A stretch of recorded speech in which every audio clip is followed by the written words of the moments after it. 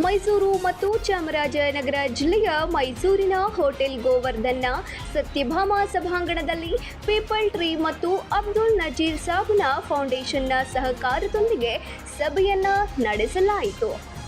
ಸಭೆಯಲ್ಲಿ ಮುಂಬರುವ ಗ್ರಾಮ ಪಂಚಾಯಿತಿ ಚುನಾವಣೆಗೆ ಪೂರ್ವಭಾವಿಯಾಗಿ 2 ಜಿಲ್ಲೆಗಳ ಎಲ್ಲ ತಾಲೂಕುಗಳಲ್ಲಿ ನಮ್ಮ ಮಕ್ಕಳ ಭವಿಷ್ಯಕ್ಕಾಗಿ ನಮ್ಮ ಹಳ್ಳಿಯನ್ನು ಉಳಿಸೋಣ ಎಂಬ ಅಭಿಯಾನದ ಮೂಲಕ ಪಂಚಾಯತ್ ಸೇನಾನಿಗಳ ಕಾರ್ಯಪಡೆಯನ್ನು ವ್ಯವಸ್ಥಿತವಾಗಿ ಸಂಘಟಿಸಲು ತೀರ್ಮಾನಿಸಲಾಯಿತು.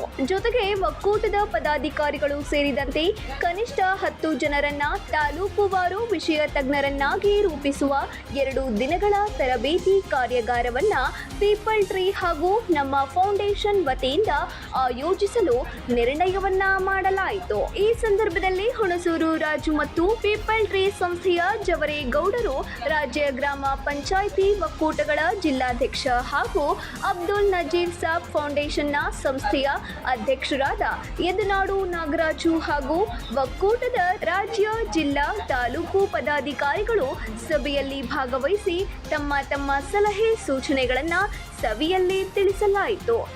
9 ಲೈವ್ ನ್ಯೂಸ್, ಮೈಸೂರು.